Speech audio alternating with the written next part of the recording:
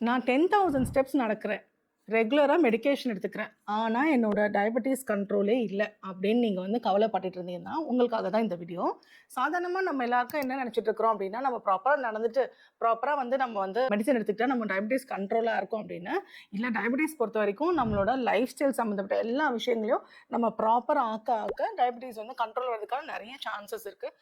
நம்ம இப்ப ரீசென்ட்டா வந்து ஒரு கிளினிக் வந்த ஒரு பேஷண்ட்டோட இந்த ஒரு கவலையான விஷயத்த தான் உங்ககிட்ட ஷேர் பண்ணியிருக்கிறேன். அவங்க இத சொல்லி ரொம்ப வருத்தப்பட்டாங்க. நாங்க அப்ப செக் பண்ணி பார்த்தப்போ என்னன்னா, அவங்களுக்கு வந்து ஃபேட்டி லிவர் தெரிஞ்சது. அதனால தான் வந்து அவங்களுக்கு வந்து டயபெட்டிஸ் வந்து கண்ட்ரோல் ஆகாம இருக்கிறத நம்ம கண்டுபிடிச்சோம். அதுக்கு ஏத்த ட்ரீட்மெண்ட் குடுத்துருந்தோம். சாதாரணமா பார்த்தீங்கன்னா, 10,000 ஸ்டெப்ஸ் நீங்க நடக்குங்க எல்லாமே நல்லது தான். ஆனா உங்களுக்கு ஃபேட்டி லிவர் கண்டிஷன் இருக்குன்னு சொன்னீங்கன்னா, அது நீங்க எப்படி இருக்குன்னு சொல்லிட்டு அத நீங்க செக் பண்ணி அதுக்கேத்த மெடிகேஷன்ஸ் எடுத்து, அது கூட நீங்க சுகர் கண்ட்ரோல் பண்ணா தான் உங்களுக்கு வந்து டயபெட்டிக் கண்ட்ரோல்ல வரும். உங்களுக்கு இத பத்தி ஏதாவது டவுட்ஸ் இருக்கு, இல்ல இத பத்தி உங்களுக்கு இன்னும் ஏதாவது இன்ஃபர்மேஷன் வேணும் அப்படின்னு சொன்னா, நம்மளோட வாட்ஸ்அப் நம்பர் கான்டாக்ட் பண்ணுங்க. நம்ம டீம் ஆஃப் டாக்டர்ஸ் உங்களுக்கு கைட் பண்ணுவாங்க. இந்த மாரி டயபெட்டிஸ் பத்தின இன்ஃபர்மேஷனுக்கு நம்மளோட சேனல ஃபாலோ பண்ணிக்கோங்க. Thank you.